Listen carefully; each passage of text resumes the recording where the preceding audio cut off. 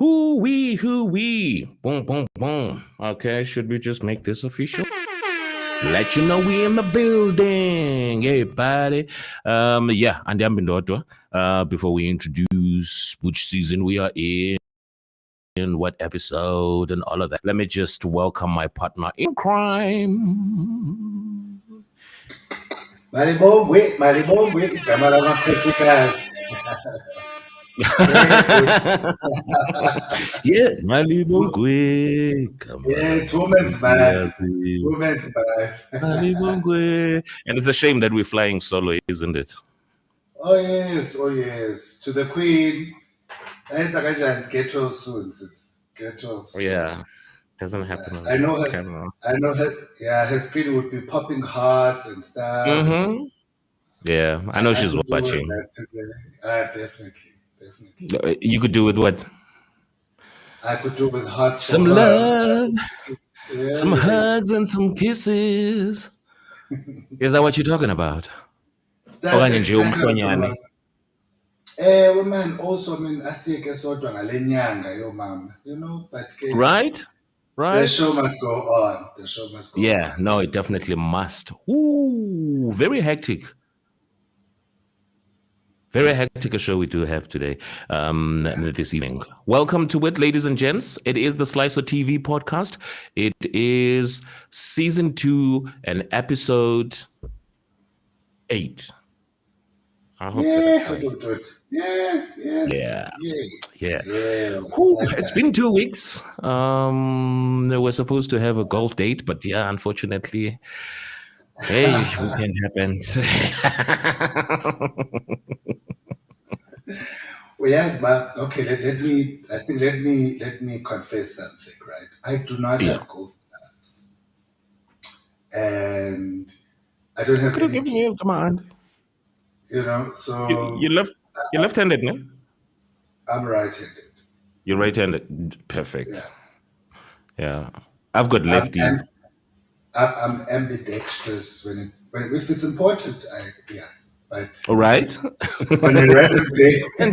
Dilipata guys. Mandafuna namhlanje. Yeah, ingathi ngela xesha sasadlala isoka. Uma ubuzwa mhlawumbe ubuzwa nangocoach into abana like ukaba ngoliphi inyawo no ngazo zombini.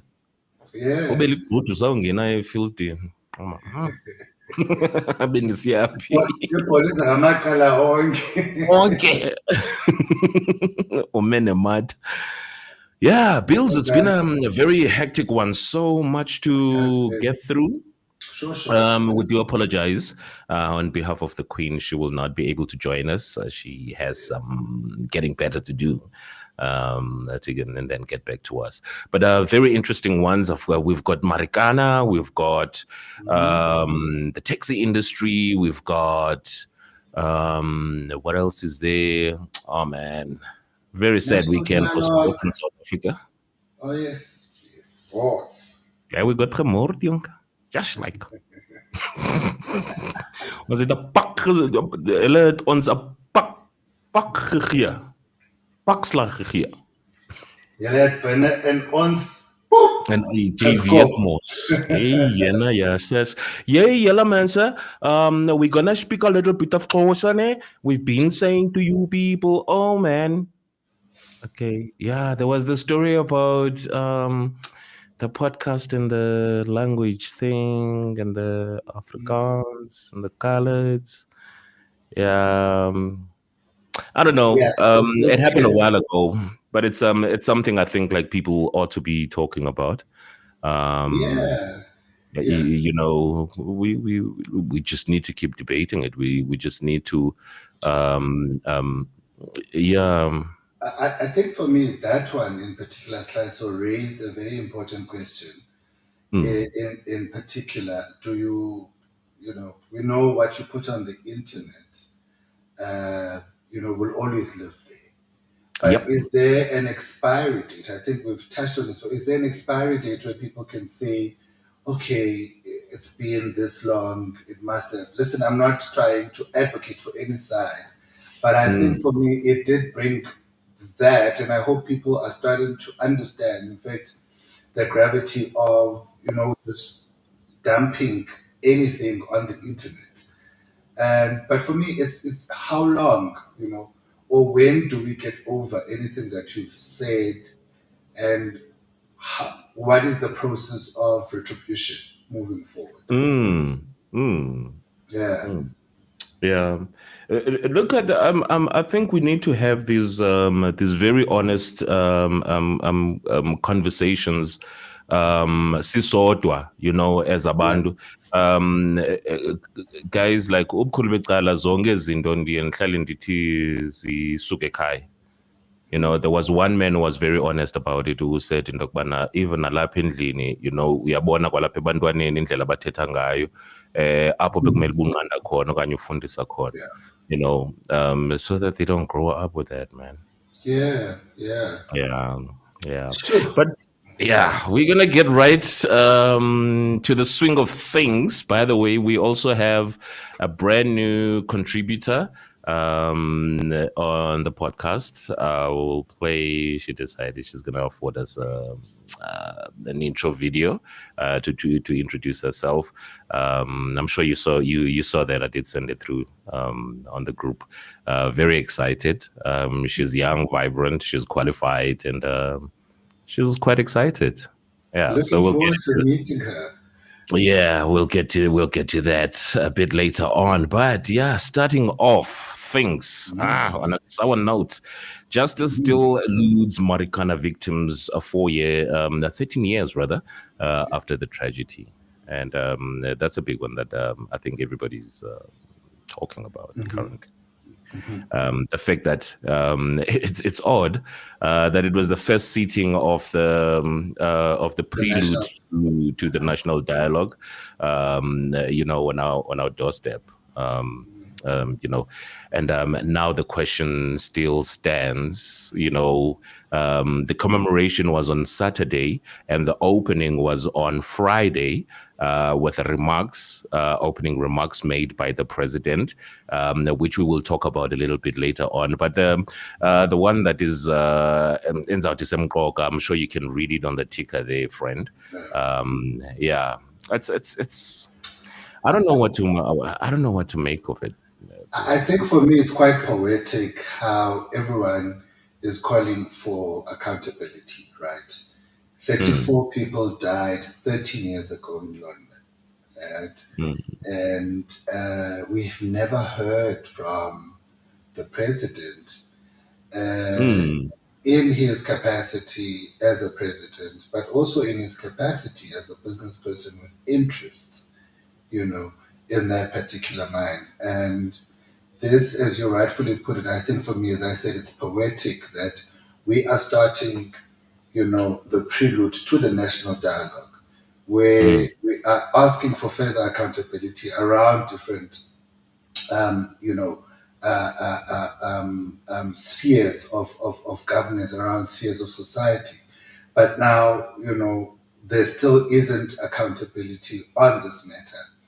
And I think for me, that was the first time. I think for me also, the other one was the timing of the National Union of Mine Workers dumping the ANC.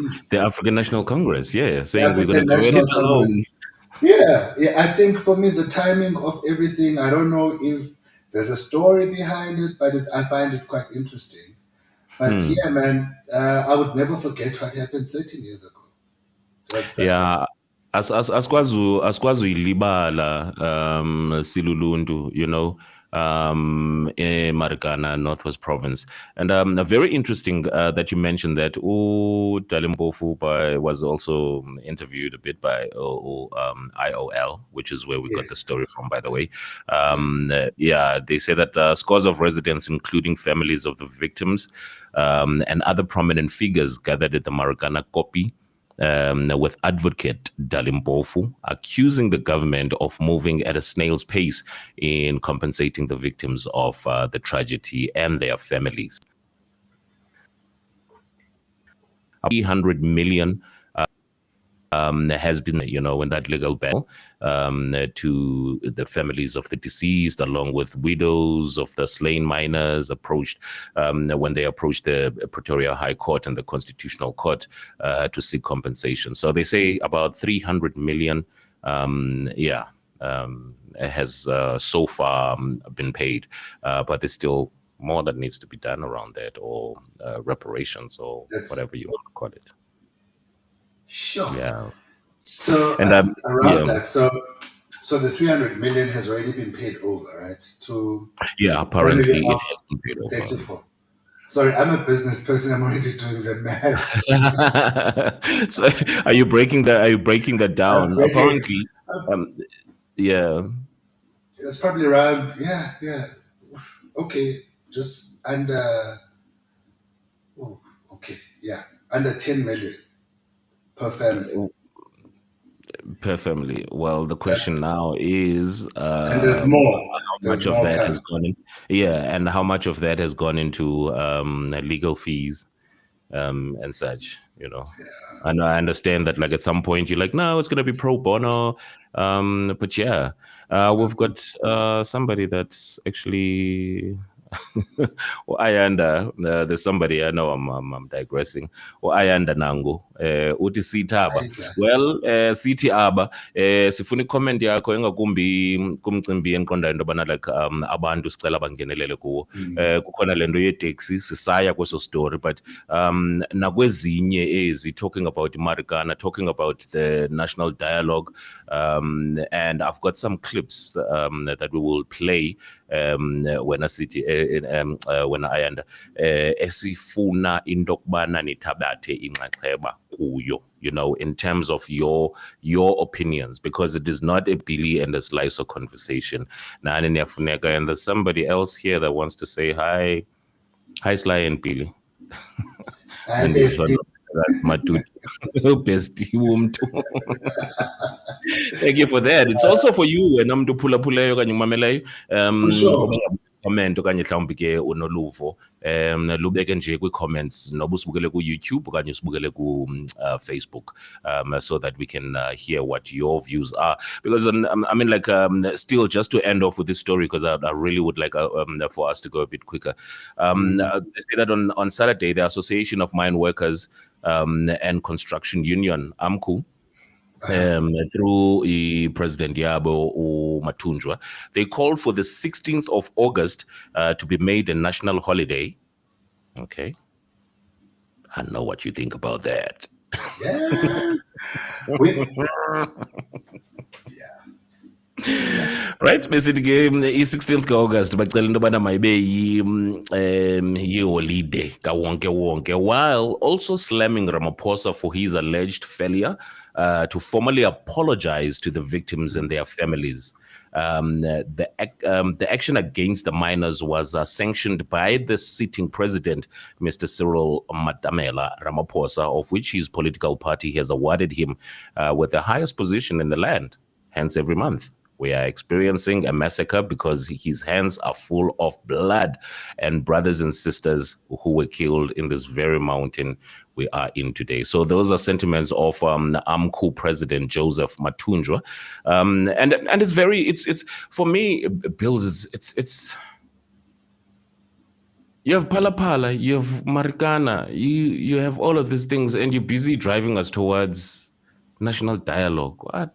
What are we going to be talking about? I can't wait for us to get to that national dialogue, because I have a lot to say. But I think now more than ever, the spotlight is on us as a society, not as a government-led society, not just us. The fabric of humanity and what binds us together is under the microscope. I think with everything that is going on around us, this is the test to show up. We always talk about they are called what? Is it finger activists? People who always have a lot to say. And I think this is the time for active citizenry. Handing over to you, sir. Yeah, I think we'll just move along. And guess what? The next story that we are looking at is exactly what you, your sentiments. The National Dialogue Steering Committee aims to for broader representation in 2 weeks. So this is probably like the 2 weeks leading up to the main event. Okay. Yeah. I didn't know this thing was going to go on for some like 8 months.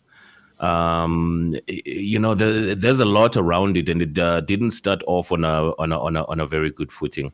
Really, I don't know what sentiments you have before I probably rant. Yeah.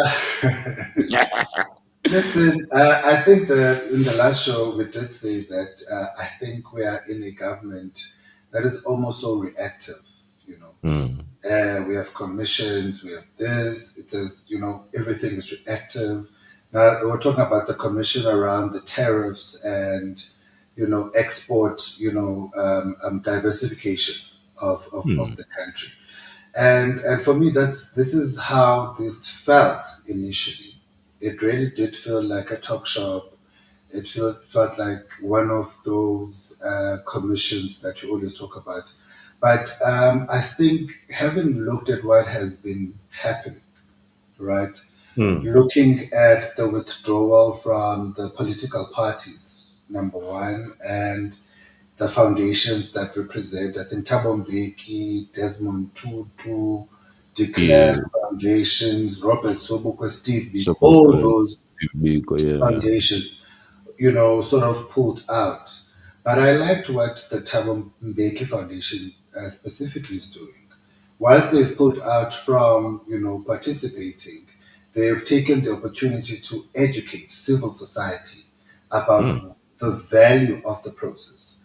What needs to happen? What are we should we be expecting out of this dialogue? And I think it's a very, very important thing that, as much as we're saying that as much we have the know-how of how to drive the dialogue, but we will step aside, but we will empower, the men on the ground in order for them to have their say, and to, shape how, the dialogue of the country, how the country, what direction the country is taking. mm, I was quite taken aback, and I must say this, that of all the streams that they came up with, was trying to Google something on those, I think, 6 streams or 7 streams. There wasn't one that talked to a much more resilient governance system that is free of corruption. I think there is a lot that we and this is also, I mean, the fact that there was a lot of talk around the process being government heavy, people questioning the whole process itself, and the fact that it could be influenced by government, and that should tell you of people's fears already from what mm. they've seen already, and to try to make the process a little bit more acceptable. Yeah. Yeah. Yeah. Look at I think I have quite a lot. I think I was driving to work when he made that speech. Been doing and I listened to it, all of it. Tasteless for me was the jibes that he was taking at the people who were not there to defend themselves, who decided not to be part of it. I think it was very low PR, in so much that the source from which I was listening from, people were saying, why must you, and even a clip came out of that when I built. I just want to play it quickly, which was Sure. just a bit tasteless for me. Also need to ask ourselves, why do so many people live in abject poverty and so few live lives of opulence? Why, after decades of democracy, are the prospects of a white child so much better than those of a black child? We need to ask ourselves that. We also need to ask ourselves, why do women get paid less than men for the same work? That's what we need to ask ourselves. Now, we also must go deeper and ask ourselves why, when we have a Bill of Rights in our Constitution, are the LGBTQI plus people still discriminated against? Why are they still stigmatized and harassed? Why do clinics run out of medicine? Are questions that we must ask ourselves. And why do taps run dry? These are some of the questions. I'll just fucking stop it. I'll just stop it here. I just can't. That is the president. And the poor gays were dragged in. Which tells you, bringing in all of these questions, they are so dumb coming from a president. They are pathetic coming from a man who was responsible or who was part of the people who discussed the future of this country pre-94 and has been part of government for a greater part of the 30 years. And to come and to ask, like, why are women paid? For me, it's why few people live in opulence. Okay. Okay. The answers are there. But also, why are our taps running dry? Listen, I am one to always bring society into conversations, right? I believe in a shared responsibility in most of our societal ills, right? But you can't bring issues of service delivery and make it, You're sliding it into the agenda of the dialogue. You are saying that South Africans, basically the person you were talking to is a pre-1994 person who was asking these questions. And 30 years later, as the president of the country, and you sit there and you ask such appalling.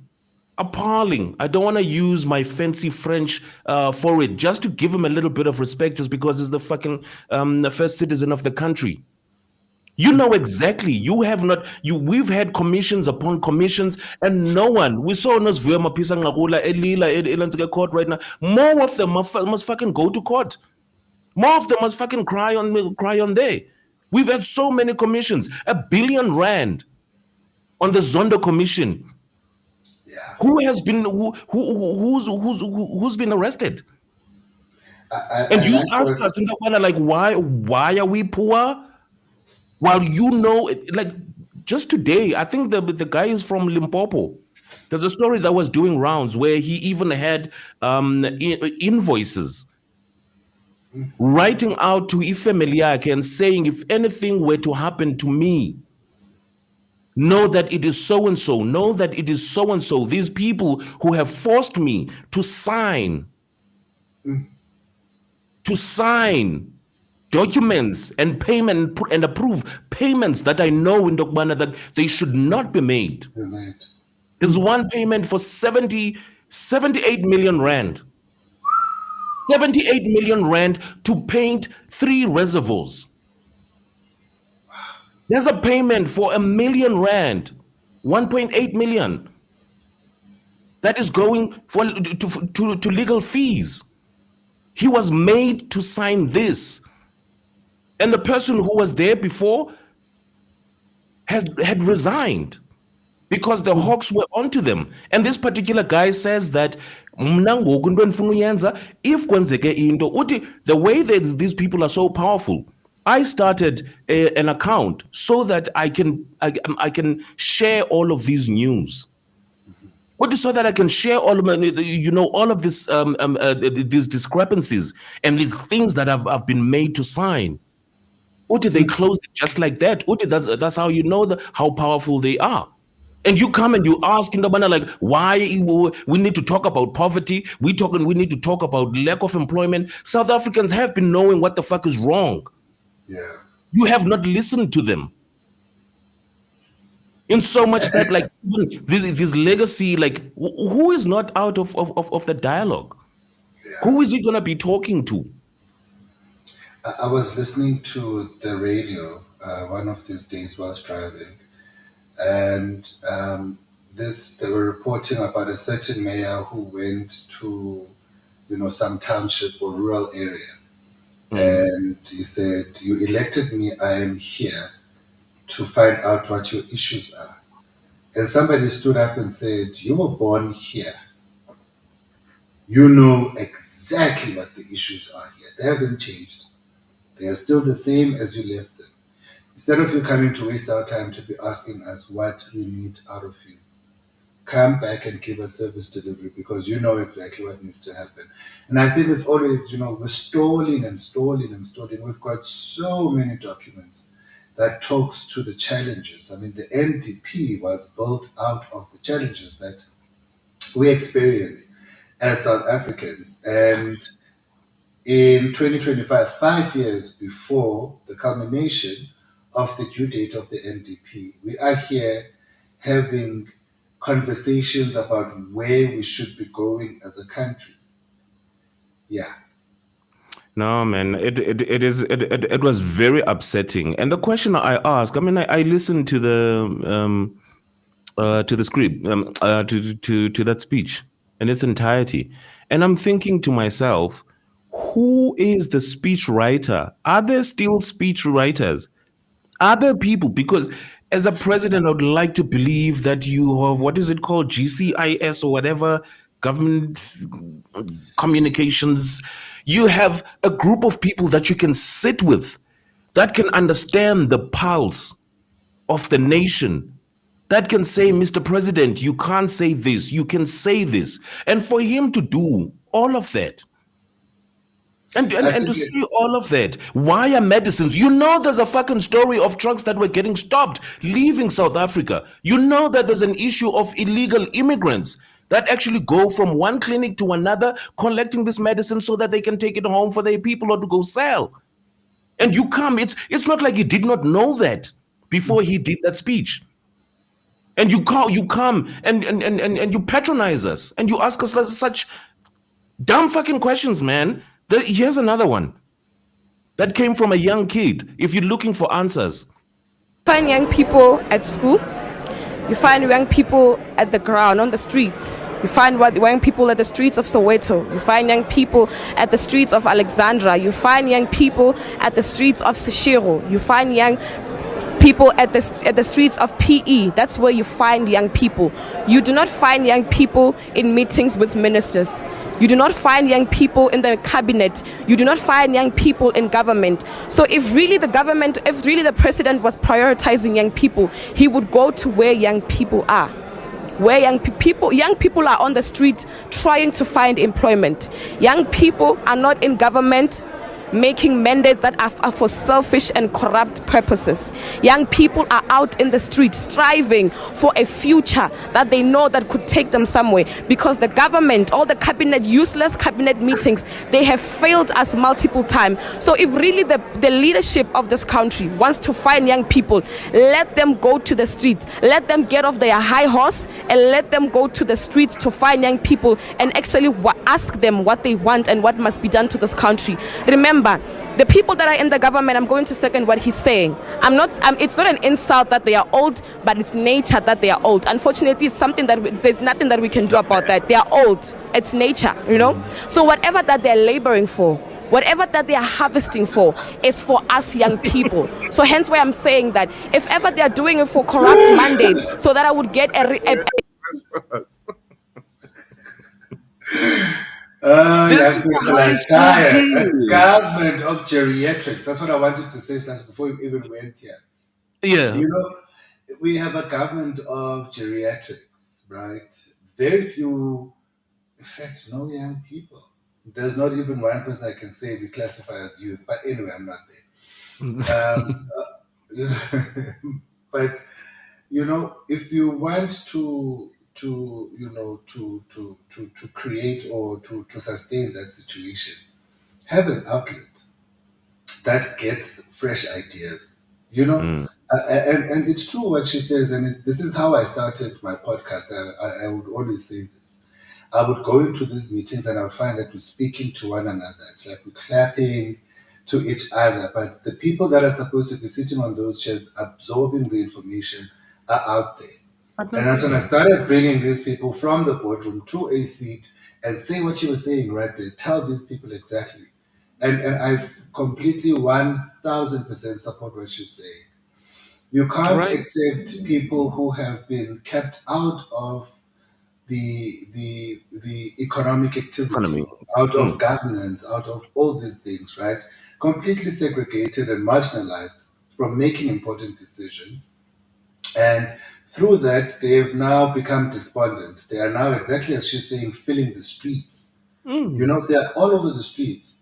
And yet you want to create elite platforms where important information and decisions are taken on behalf of people that are filling the streets. That's exactly what this girl is saying. Yeah. And someone was saying, look, it is classist. The fact that like he talks about it's going to be cheaper because it's held at a university. Who doesn't know that like universities depend on funding for them to run? Do you think the people that clean there, do you think like everything that's happening there is like free? And the second thing is that there were groups of people that were kept from the venue because they did not have accreditation.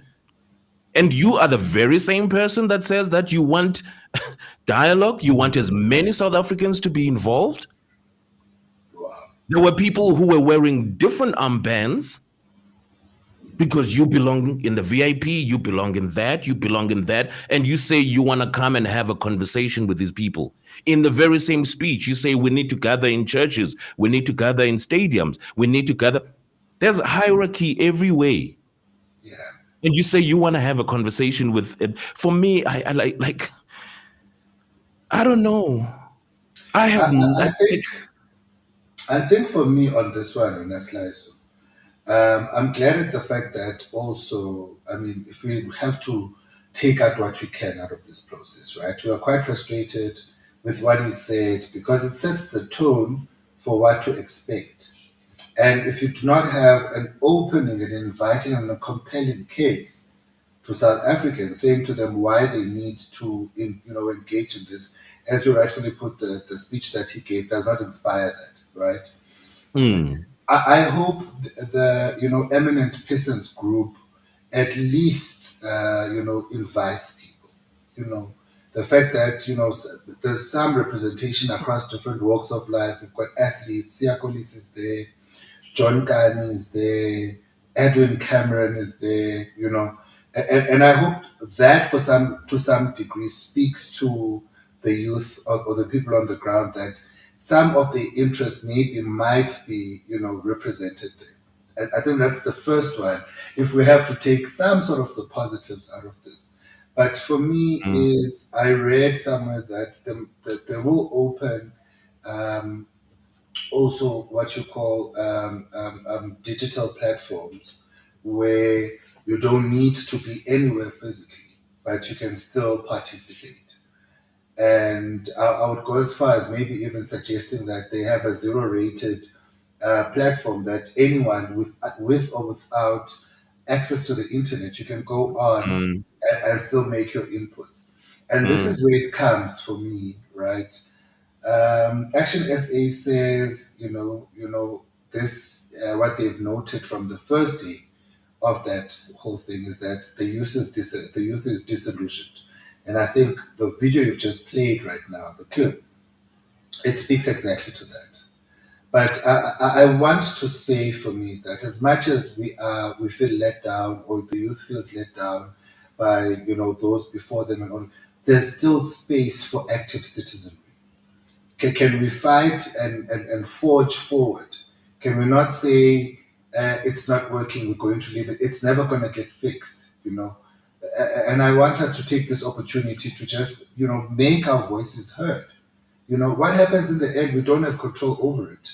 But I think there's something to be said about, you know, doing it and it failing at the end than not doing anything at all. Yeah. Yeah, I hear you, but the world over, long before this whole chat about the dialogue started, it was said, South Africa doesn't need a dialogue. South Africa doesn't need a dialogue, and that is Christians, God's honest truth. South Africa doesn't need a dialogue. South Africans know what is wrong. They talk about this all the time. They feeling the brunt. They are the ones who are feeling the brunt. Just today, we read of the closure of Goodyear Tires Carrier. How many people are going to be unemployed?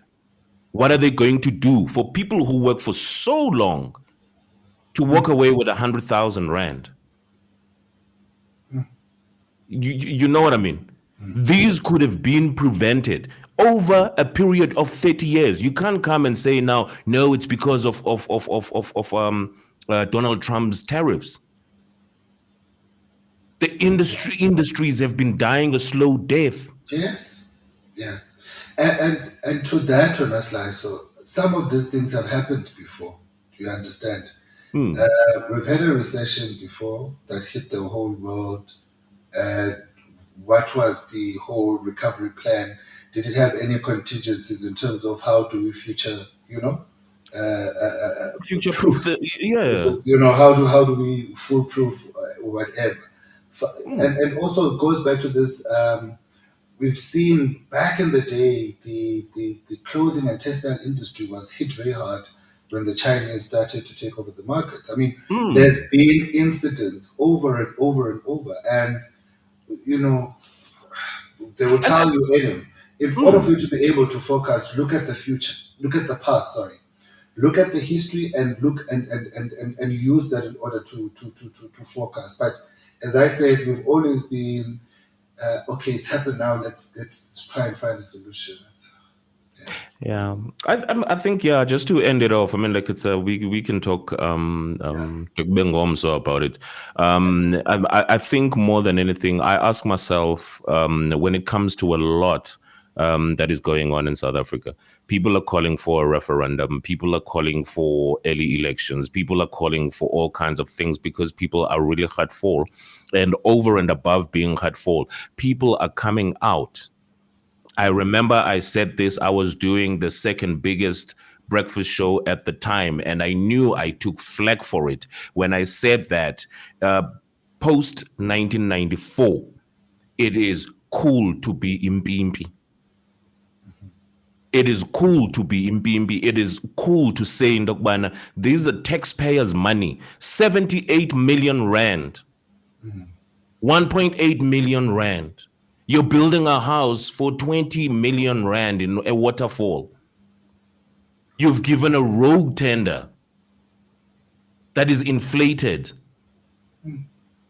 Our tax money.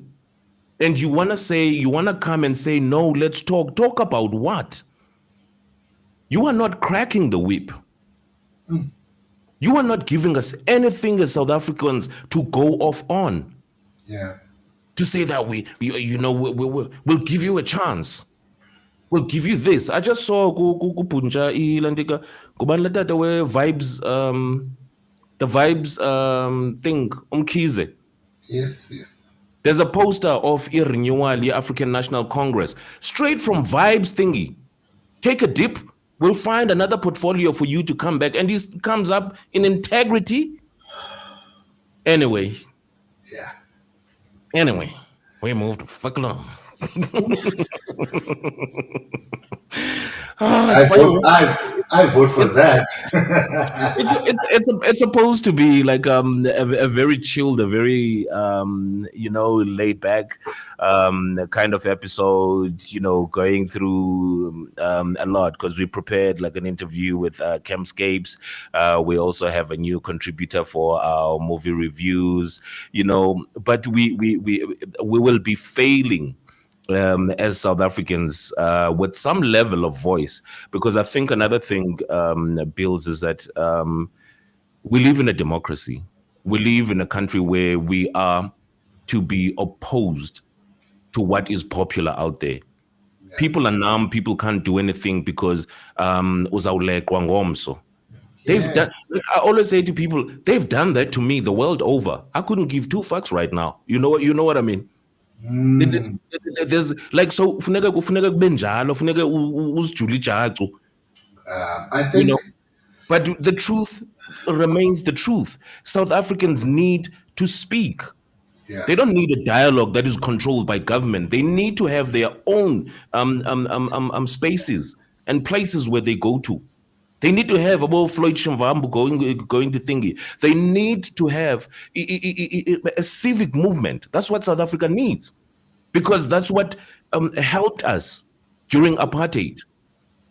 The UDFs, Abu Alan Busak, and all the other people that belong to civic organizations. There was no interest there. It was about making sure that we build a better society.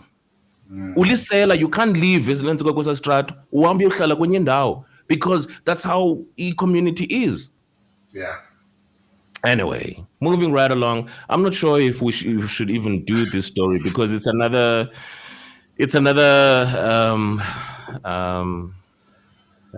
sad, but it's very sad for the family. Yeah, I think let's take a different angle. I don't want us to go into any more sadness. Right? Maybe let's take an advisory level angle on this one when I Slyso, right? So Yeah. everything around this story is heart wrenching because it is not only the death of one person, but it affects a lot of people. It affects, people who should not be affected by this, which is your commuters, right? And we're fighting for a world-class South Africa with world-class transportation, and world-class transportation means different modes of transport and ease of, accessing transport, right? That is one side of it, right? That is so frustrating around this. But for me, what I found interesting about the story is when MEC Diale Kabela of Transport, right, wanted to hold conversation between the e-hailing group and the taxi association. We know the taxi association is already organized. There's already someone who's standing and talking on behalf of all the taxis. But with the e-hailing... I did today, actually. Yeah. When they came out, the other e-hailers were like, no, we were not represented. That is not who we've elected. And I think for me, there is a big call for your Ubers, especially because it's an international company, to understand the context of where they operate. I know they've changed a lot of safety features but maybe to lobbying for representation on an official level is probably not a bad idea, so that we are able to bargain. Because the biggest thing now is that government has come, thank God, to mediate, but now we can't bargain because there's no representation, on the other side. Reactively, as usual. Reactively, and this is not the first time. And this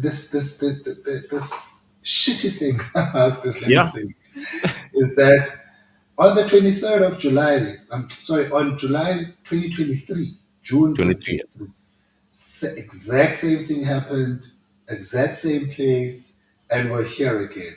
But I was quite motivated when I saw again my stance. Society needs to step in all the time. That's how the greatest injustices in this country has been won. You've just said it. It's when society comes on board. And society has come to say, we are not going to be treated like this by you taxi people. And they are now taking the thing on their hands. And they keep saying, which is also something that motivates, that makes me happy. They say that they've seen police police are dedicated to fighting this thing, but they are overwhelmed. And that's why they're coming on board. I think for me, Bills, you get really hopeless, dealing or even talking about issues as a South Africa. And crazy enough, for me, where I stand, a person will judge me, and I'm like, I'm hoping that Barbara Creasy comes with some level of regulating the taxi industry, because it's not just only this. Currently, sometimes I'll take the Gautrain. When I get off the Gautrain, I need to walk some 5 minutes before ndiyothatha Uber, because kukho or taxi, the metered taxis that are there, right? On a taxi, they buy a quantum that costs almost R1 million. All right. And my question is around things like, isn't there a level of reckless lending from the part of the banks? Because there's so many of them, the industry is saturated, and these guys are expected to make at least 20 or 20 whatever to be able to pay the installment, and to also take care of their families as well.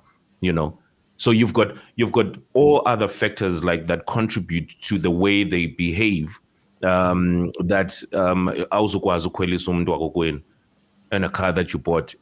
So they've been a lot has been allowed to go on without hey, let's sit down, let's talk. This is not the way to do it. Why isn't there a deputy minister of transport that says that, because Gutwaba useless kakate, and say, I will make it my mission during my 5 years to make sure that I try and fix the taxi industry issue, because it's been there the world over. And the crazy thing about it is that the reactionary behavior, and then you're going to come and say, this is how we were thinking, Why couldn't you, when there's Vanatu? Vanatu is fucking South African. It's fucking Afrikaner. Why can't we have Uyapi that is championed by the government, and say to Uber, stand off, and say e-hailer, because now Boba Pangela under is dumb restrictions, because it's an international company that couldn't give a damn about what you are going through. Sure. But here we are, once again, calling for a dialogue over things that could have been done the world over. I know I'm digressing and I'm moving away from what we were trying to look at. But one thing we can't walk away from is the story of this young man who was in Joburg, left for KZN, excuse me, and said that, listen, I'm going to go back again. He had started that week on a Monday. Ekhaisela utabaho wakhe kanye makazi wakhe, Maki, things are going to be better. Only child. Sifuna ukwakha indlu kamama, ndifuna landika. We had to lose a young person who's a breadwinner for the government to act kwakhona. Wow. Yeah. I don't know. I think I picked very depressing so morbid this week. That is what South Africans are going through. But I always say, even in my years on radio, I was like, there is no way that I'm gonna go talk about the awards, the music awards, about the movie awards, when South Africans are going through the most, And right here, the slap I would like to give is to the South African citizens. The burning of the Department of Home Affairs because they were being evicted from a block of flats that they occupied, and they were not paying anything for it or refusing to pay for it. And you go and you burn Home Affairs, let alone that I think it was the SAPC that carried the story of the couple that was going to get married there, and also find out Home Affairs would chill. And then people were going on about, I will see. It's a sign. I think that was silly. Trust South Africans. Yeah. Trust them. But my thing about it, and I've said this, and I always get backlash. In 2025, there is no way that if you are complaining about a road that has potholes, you are going to go and burn a clinic. Yeah, man. You cannot take umsindo wakho on private property yabantu ugibisele imoto zabantu when you are mad at ulandik There's no umasipala. space for that. There's no space for that. The destructive our destructive nature, it just has to come to a standstill. There will not be births that get registered at that home affairs. There will be no death certificates that get issued for people that pass on and people need to go bury their people. They are not going to do it in Germiston. They're going to have to take a taxi or a bus. That we can't just... I think for me, it's also counterintuitive, right? We are fighting with the government or whoever we're fighting with, because I believe we want better infrastructure, we want better service delivery, we want a better South Africa. How is it helping our cause that when we don't get that which we want, we go back and burn the very same infrastructure that 5 or 10 years down the line, your son, my son, is going to go back and protest because now they can't have passports, they can't have this, but your father burnt the damn thing. The very same thing. So for me, as South Africans, I don't know how we change that one. I've got a comment here from your bestie. I don't know whether you'll be able to see and read it. Oh yeah, so she says the strangest part is that he was an Uber driver, but Uber confirmed that the person and the car were not registered on the Uber app. Another scary dynamic. RIP to the gent and condolences to his family. That is scary. That is scary. You see now. Yeah. That is scary. South Africa, guys. That's a lot. Yeah, we live in a crime scene. Thank you for that, Nobet. Yeah, and apparently, just to end this one off, apparently the deputy minister at Home Affairs said that there are gonna be repercussions. I think there were a couple of people that 2 people, yeah. 2 people are arrested, yeah. Yeah, and I think maybe of course, there needs to be. Remember the gent during looting in KZN who entered Woolies and drove off in a Mercedes Benz? Silly gent. Silly gent, and it became the face of the looting. I think, yeah, man. Oh, that was dumb. Uqhuba iMercedes Benz, udlula ko-Checkers nazo zonke ezinye indawo uyolutha kwa-Woolies. Okanye was that the one in Cape Town? There was one got that went to go loot kwa-Woolies. Crazy. Abi, let's move on to happier. Yes. Right now. So this is, viewers, the person who's going to be bringing us the movie review. And I'm sure you can read the profile just to learn a little bit about her. You will press pause when you're watching Xesha Lakho, right? I think I just want to take you through IYAQATSELA Damasane, South African honors graduate in live performance and music and a multidisciplinary artist whose work spans music, theater, and film. Known for her acoustic pop sound infused with soul jazz. So it's not just like movies. We talking music. Yeah, and I think at this point, let me just let her do her thing because she decided that she's gonna bless us with this as a welcome on the podcast. Hello, everybody. My name is IYAQATSELA, but you can call me Abu. Hey, my mom is the only one that can call me anything else. I am a 26-year-old lover of film and television. Television, just a little bit more than film. I'm so sorry to my film girlies. I love you guys. I respect you guys. I love film. I respect film.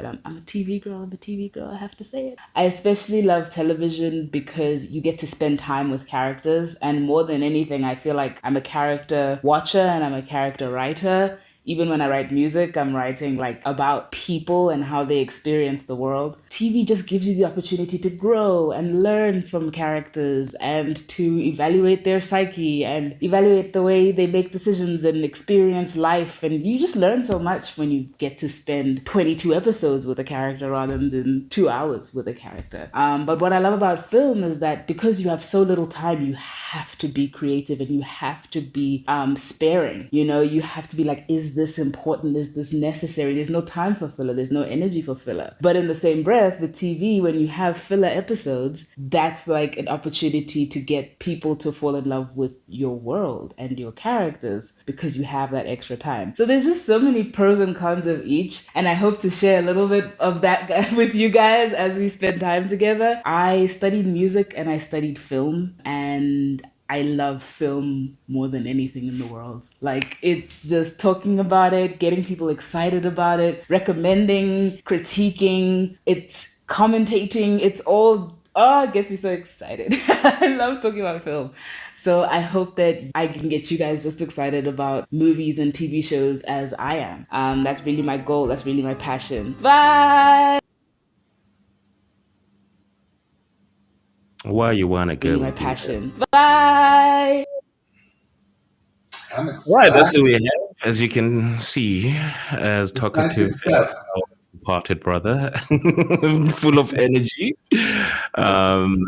Yeah. So in the I, coming I, had episode, a, I had a yeah, question reserved for her, but she answered for me. Because for the first yeah, time, I didn't know there was a difference between television and film.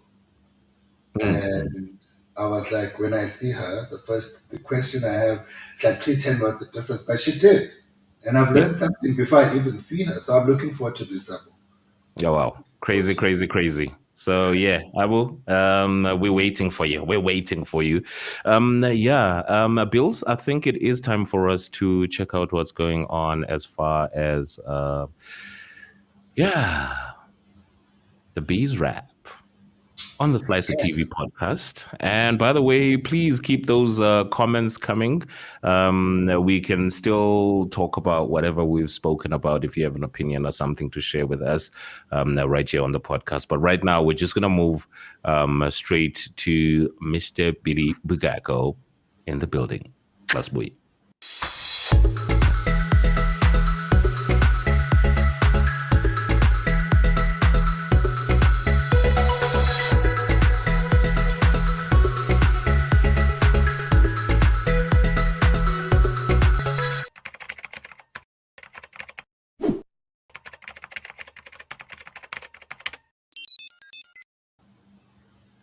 What's up, my people? We're back with the business wrap. Thanks for tuning in today. Yeah, it's really been a heavy episode. And I've tweaked our business wrap conversation a little bit today. I think it's Women's Month, and I wanted to talk about something that resonates more with what has been happening. I've obviously been attending events, been listening to a lot of women in business, talking about their testimony. I've been seeing a lot of, because the month also elevates, a lot of things around what women are doing. And I've just been inspired and really, motivated by, the types of businesses that the women have seen, especially this month, or I've interacted with, or I've, read of. And I've seen something, common amongst a few of them, that the businesses that they started did not start because they wanted to earn money, right? We do start businesses, we do want to solve problems, but there's also always the money element. When they started the businesses, it was more to create social value and to address an issue that was a neglected problem in society.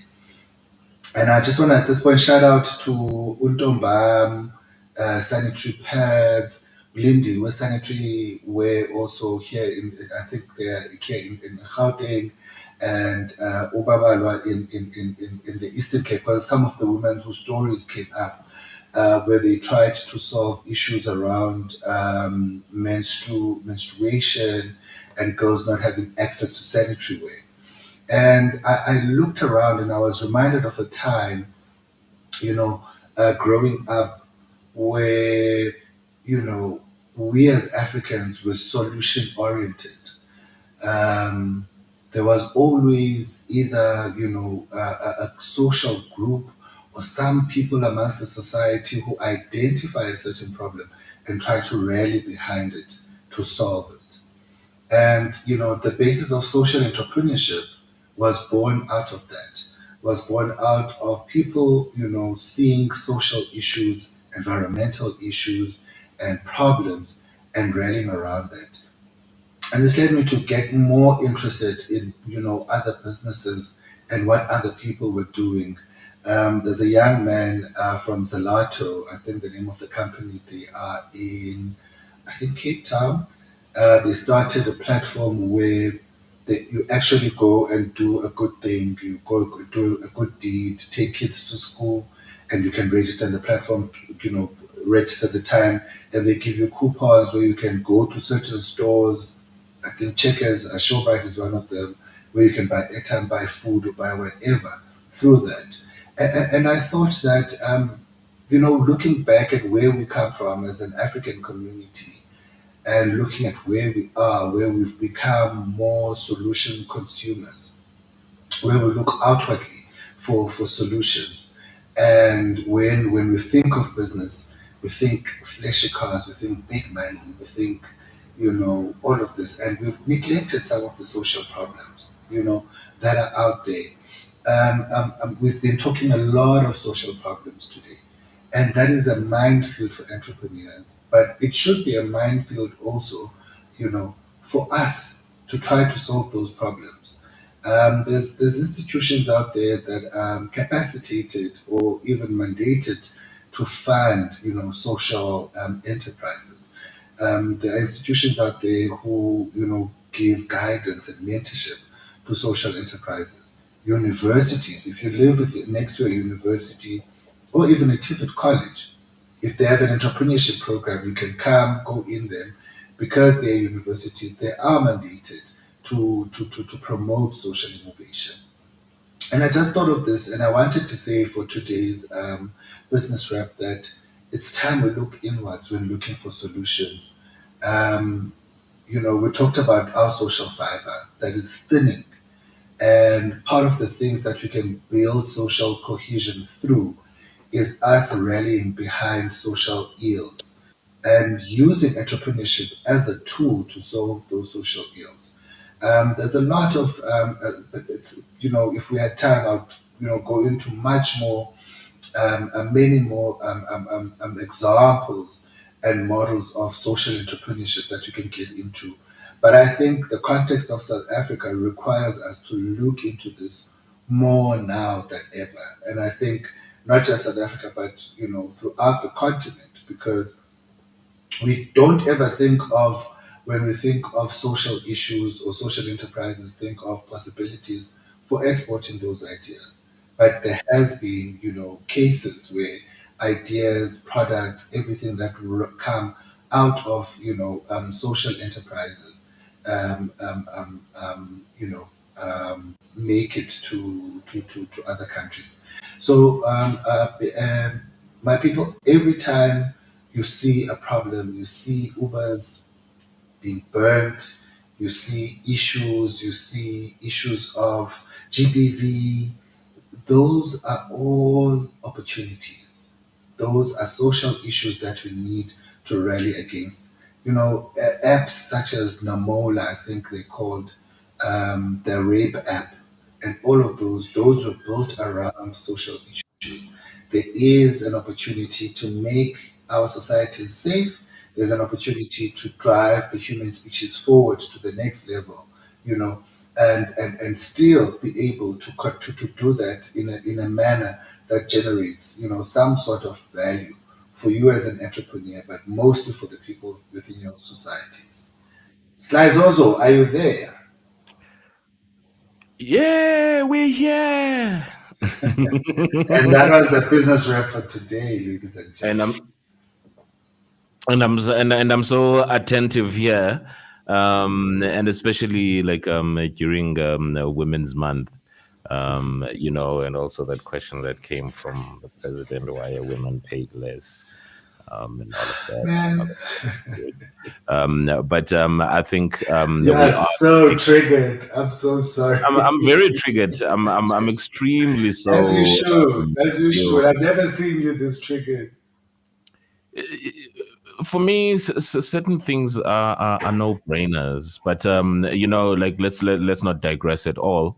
I think what I'm learning from this is that business is all about solving problems. When you talk about these social ills and listing these the opportunities, because that's what they are. Yes. Yes. All of us, we have with a skill or education, we have an opportunity to solve a problem, and the minute you solve a problem, you actually are to get something out of it. Don't let it be a recognition, because I think for some people it starts as recognition, right?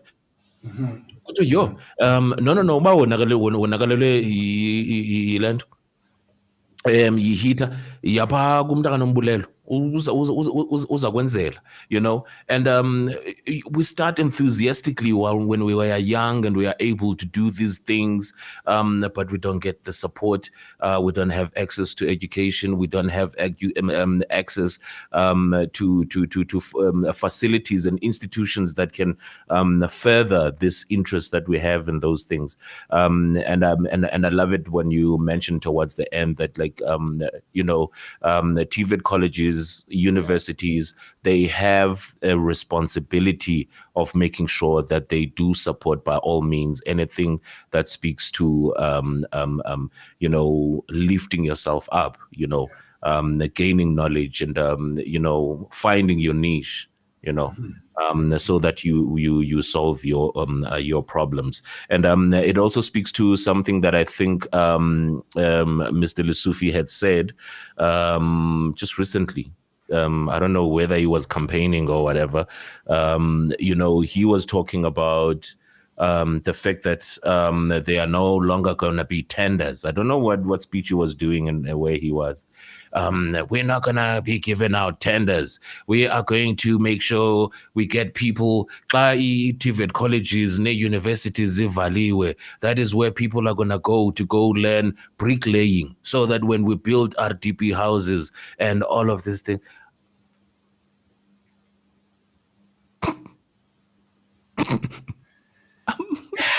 I don't wanna go down that rabbit hole again of being triggered, because we see right through everything right now. But in an ideal situation, that is what should be happening.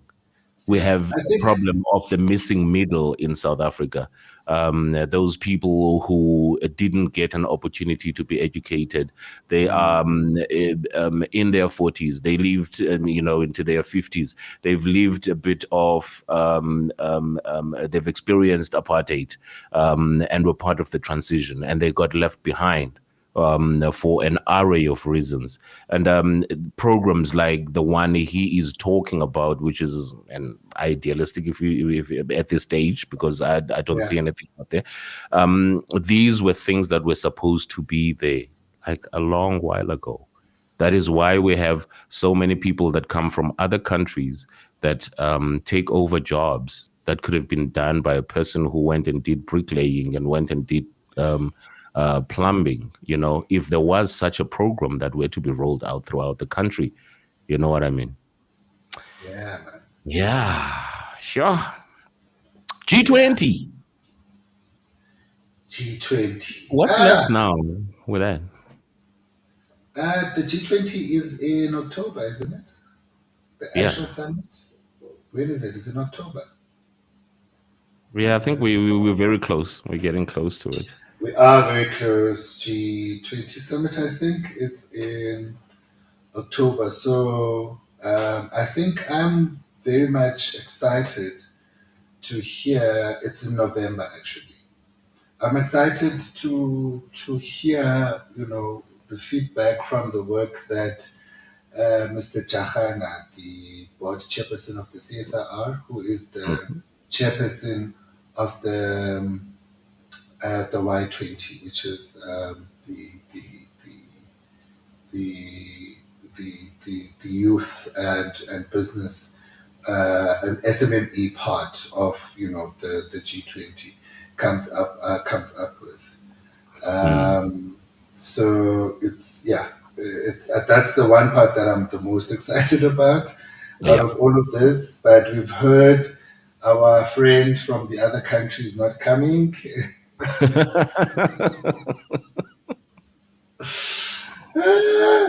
And I think somehow in his hand it registers that hey, would I really want to go to these places after the things that I do to these people?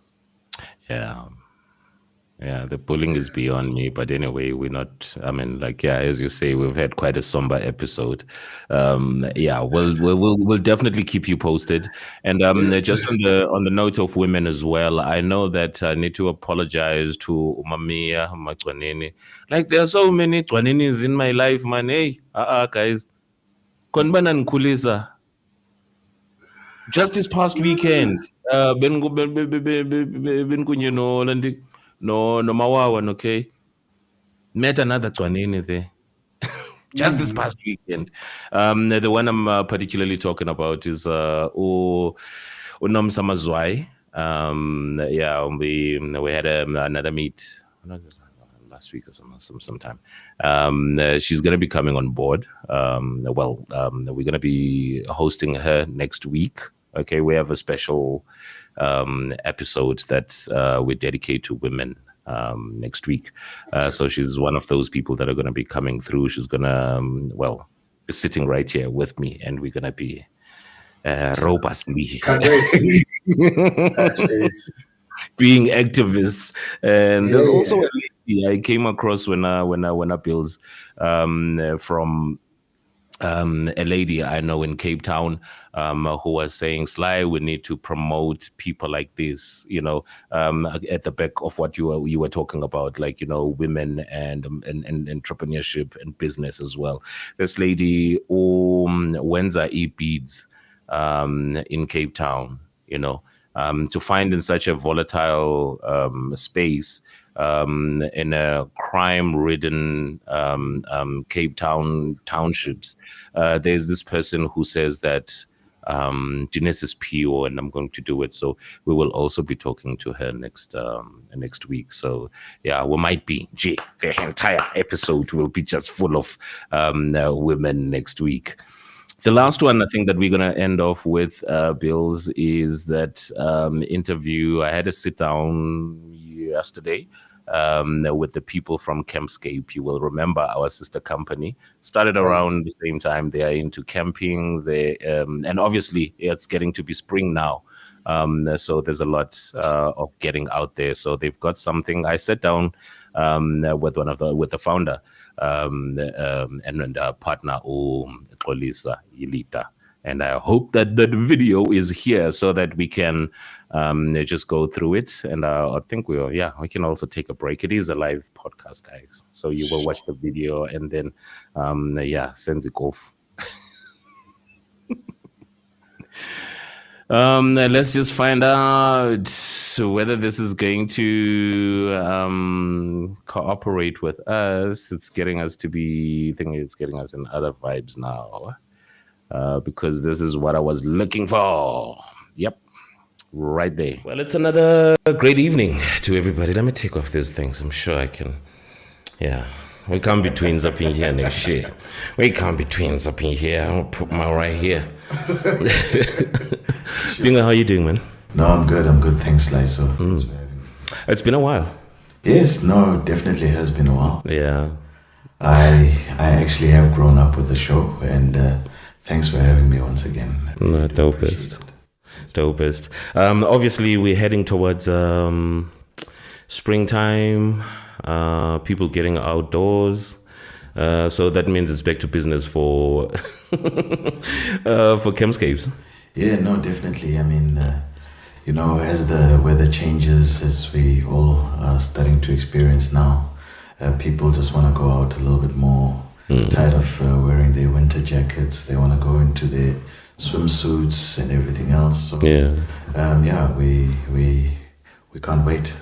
Just quickly on the business side of things, I mean, like we growing, CAMPSCAPES is our sister company. So, and we both have been in growth, just, hey, now we've got something else on the podcast, and we've got something else on the, that's new in terms of acquiring assets and all of that. And how's that been going? Like, just on the business side of things.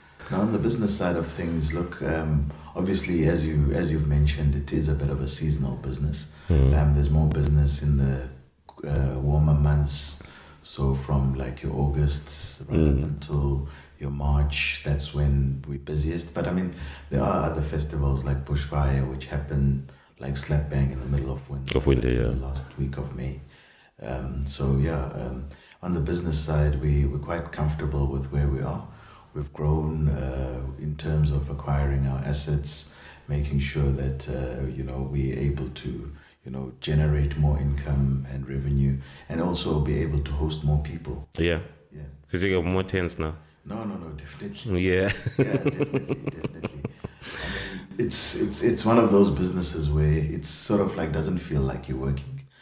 No, for sure. Even though it is a lot of work. It is a lot of work, yeah. It's a lot of work. You basically have to put your clients first on that particular weekend, make sure that their stay is the most comfortable that it can be. And for us as hosts, we obviously have to make sure that each and every single complaint we deal with, or each and every single client is catered for to the best of our ability, of course. So you've got something. You've got a camp that's on the 30th. Yes. I forgot. That's a private camp. It's a birthday party.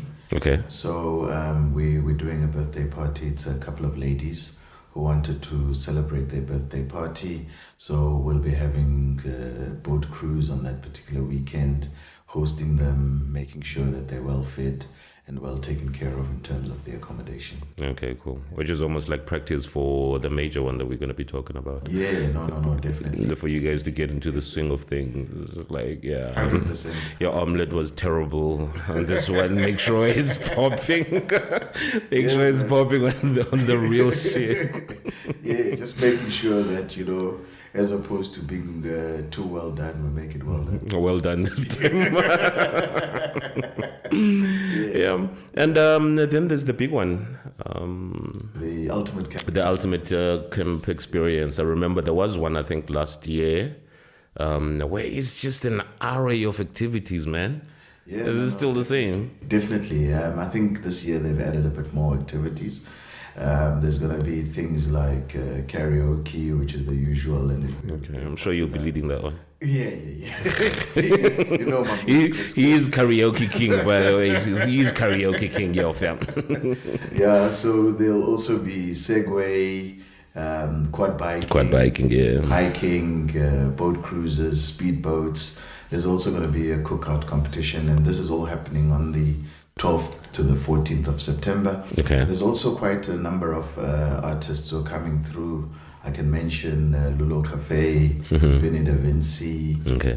So it promises really to be a great weekend of fun. Oh, wow.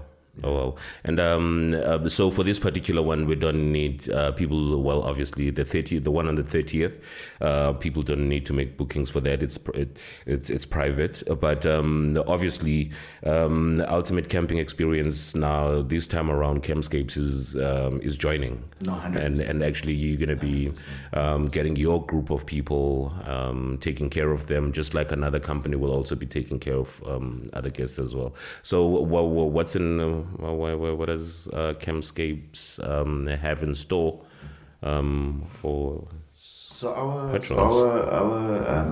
tickets, which includes the weekend pass, It's 3,500 rand non-sharing. So if you want to come alone, it's 3,500 rand. But if you want to bring a partner, it's 5,500 rand.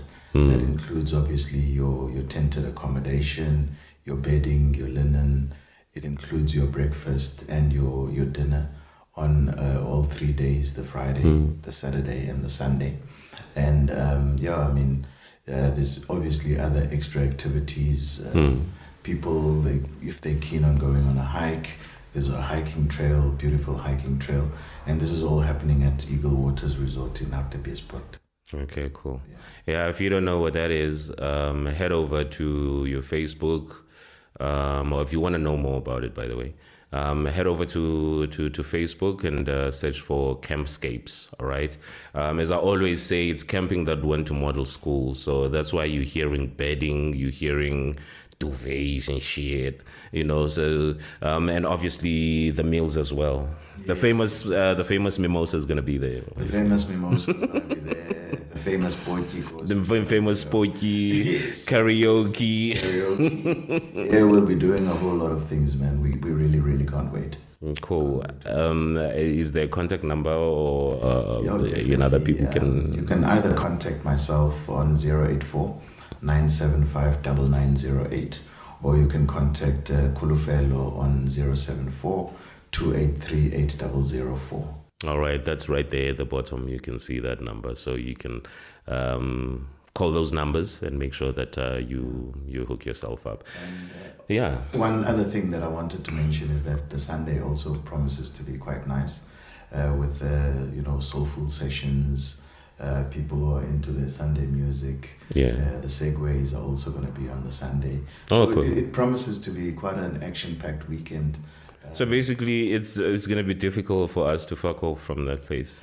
No, definitely. I mean, there's also a stunning comedy lineup which has been put together by the organizers. As I say, it promises to be a very, very fun-packed weekend. Okay, cool. That's great to hear, man. I don't know if there's anything I'm leaving out in terms of, what people can look forward to. No, look, I think the weekend itself, you can look forward to a lot of music, a lot of dancing, a lot of laughter, a lot of fun. It's just going to be an action-packed weekend. So just make sure that if you can take your Monday off. Right? That's what I'm thinking. I mean, it only makes sense. And I'm also thinking, guys, one thing ever since I became part of this camping experience, I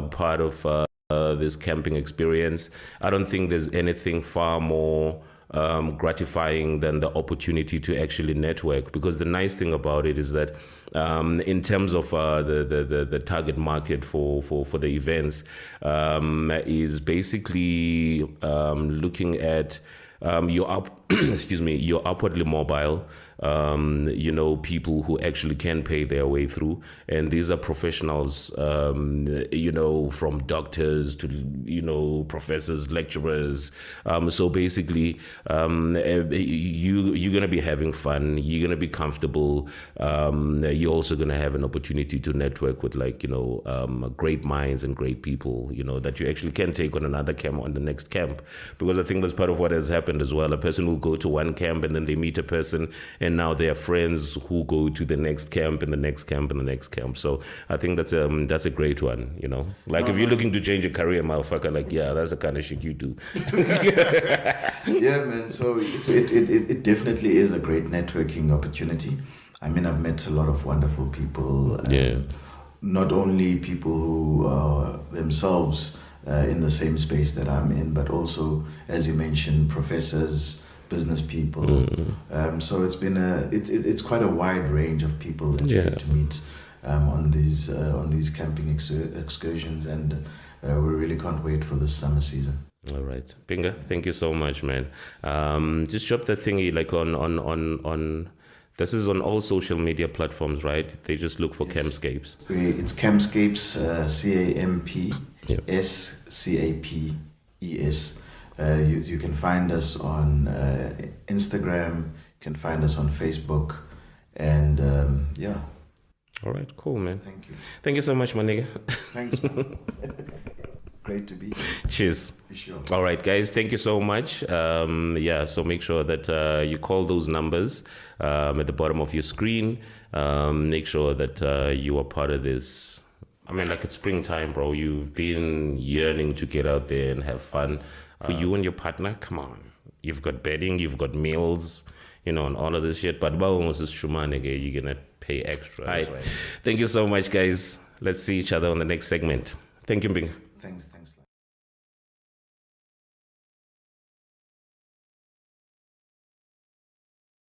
That's what's up. That's us. Yeah.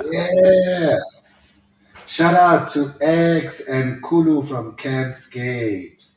Yeah, man. Bro, your shirt nearly gave me a heart attack. I'm like, what is Slyso wearing in this interview?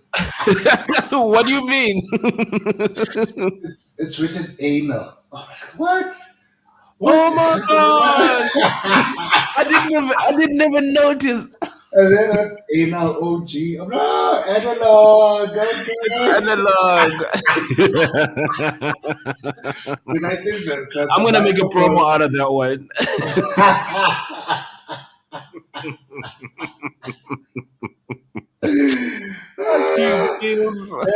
Lovely interview. See everyone in artists. Definitely see you guys.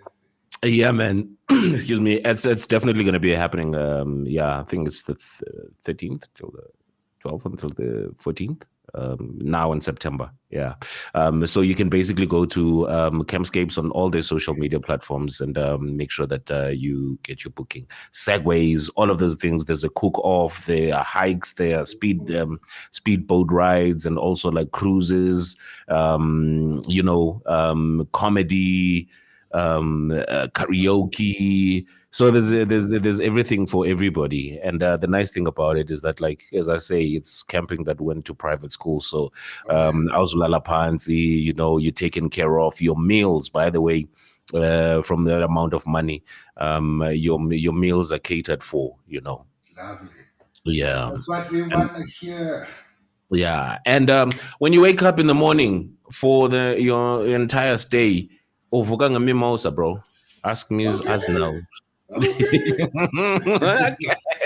You're making a compelling case over here, Slice. That's what. In fact, I'm trying to convince you more than I'm trying to convince the viewer. Take a break, Bills. Definitely. Yeah. Need you for a cab, guys. Yeah, Bills. Thank you so much, man. Yeah, man. Pleasure as always. Yeah. I don't know. So you have no excuse. There are right-handed golf clubs. Yeah. Yes. Okay. Let's do this coming Sunday. Okay. Cool. This coming Sunday. Yeah. I've got a walk on Saturday. There's those Lani 5-kilometer walks. Okay. Yeah. Yeah, no. I'll move my hike to Saturday so that we can golf on Sunday. Please. Yeah. All right, my bro. Thank you so much, man. On social media. If it's not there, it didn't happen. What is it? Oh, yeah.